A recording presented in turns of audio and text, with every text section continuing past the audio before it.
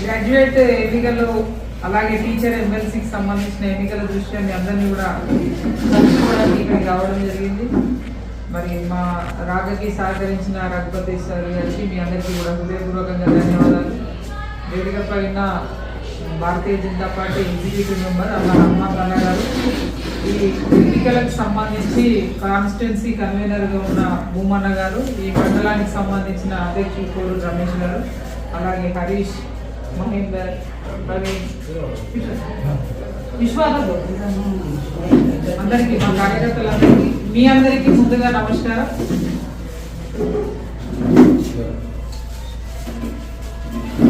మనం ఎప్పుడైనా కూడా ఈ గ్రాడ్యుయేట్ ఎమ్మెల్సీ ఎన్నికలకు సంబంధించి అలాగే టీచర్ ఎమ్మెల్సీ ఎన్నికలకు సంబంధించి ఎప్పుడు ఎన్నికలు జరిగినా కూడా ప్రధాన ప్రతిపక్ష పార్టీని ఎన్నుకునేటువంటి ప్రయత్నం అయితే చేస్తాము. ఎందుకంటే మన కోసం మాట్లాడాలి, కొట్లాడాలి పెద్దల సభలు అనేటువంటి ఆలోచన గ్రాడ్యుయేట్ ఓటర్గా మీరు కావచ్చు, నేను ఓటర్ కాబట్టి నేను కావచ్చు ఆలోచన చేస్తాం.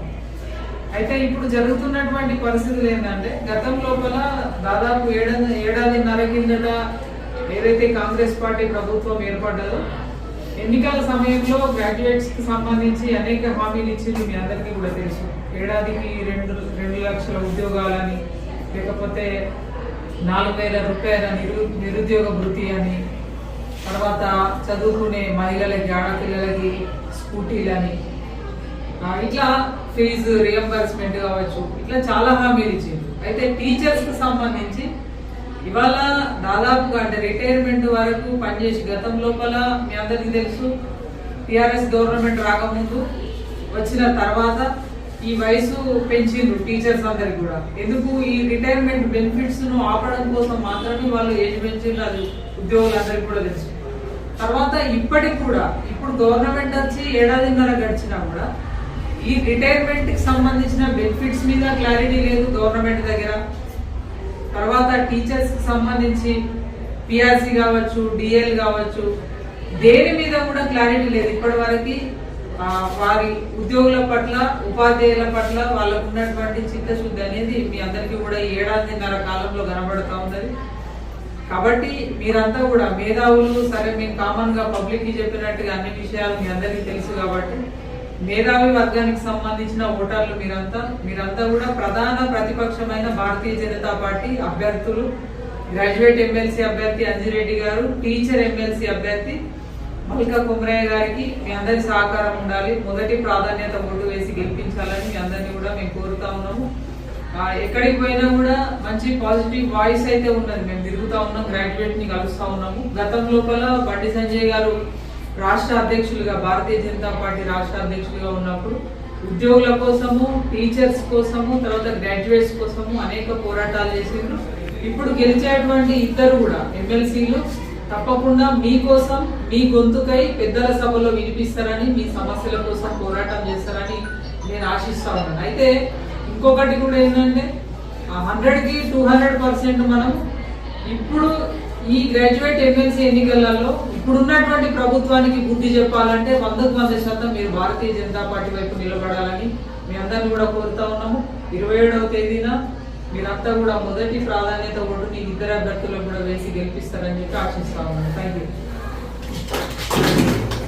కూడా మీకు తెలుసు, అంజిరెడ్డి గారు దాదాపుగా చాలా సంవత్సరాల నుండి సోషల్ యాక్టివిటీస్, సామాజిక సేవా కార్యక్రమాల్లో ముందుంటారు. వారి సతీమణి జిల్లా అధ్యక్షురాలుగా ఉన్నారు భారతీయ జనతా పార్టీ సంగారెడ్డి జిల్లా. తర్వాత మల్కా కుమ్రయ్య గారి గురించి కూడా మీకు తెలుసు. మన పెద్దపల్లి వాస్తవ్యులు, వారు బిజినెస్ రీత్యా హైదరాబాద్ లో ఉన్నా కూడా సామాజిక కార్యక్రమాలు వాళ్ళ ముందు నుండి కూడా ఆర్ఎస్ఎస్ బ్యాక్గ్రౌండ్ ఉన్నటువంటి వ్యక్తి. కాబట్టి ఇద్దరికి కూడా పూర్తిగా మీ సమస్యలు తెలుసు, మీకోసం కొట్లాడే శక్తి ఉంది. కాబట్టి మీరు ఆలోచన చేయాలని మీ అందరినీ మరొకసారి గురించి కూడా మీకు తెలుసు. అంజిరెడ్డి గారు దాదాపుగా చాలా సంవత్సరాల నుండి సోషల్ యాక్టివిటీస్, సామాజిక సేవా కార్యక్రమాల్లో ముందుంటారు. వారి సతీమణి జిల్లా అధ్యక్షురాలుగా ఉన్నారు భారతీయ జనతా పార్టీ సంగారెడ్డి జిల్లా. తర్వాత మల్కా కుమ్రయ్య గారి గురించి కూడా మీకు తెలుసు. మన పెద్దపల్లి వాస్తవ్యులు, వారు బిజినెస్ రీత్యా హైదరాబాద్ లో ఉన్నా కూడా సామాజిక కార్యక్రమాలు వాళ్ళ ముందు నుండి కూడా ఆర్ఎస్ఎస్ బ్యాక్గ్రౌండ్ ఉన్నటువంటి వ్యక్తి. కాబట్టి ఇద్దరికి కూడా పూర్తిగా మీ సమస్యలు తెలుసు, మీకోసం కొట్లాడే శక్తి ఉంది. కాబట్టి మీరు ఆలోచన చేయాలని మీ అందరినీ మరొకసారి కోరుతూ ధన్యవాదాలు. Thank you. 9400 మీరు కూడా మేడం మీ దగ్గర లేదా 92400 15247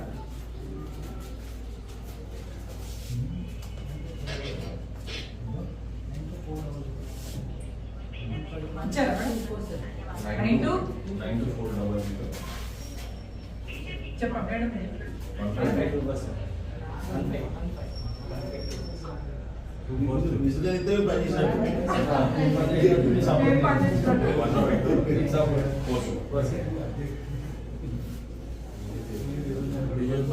ధన్యవాదాలు.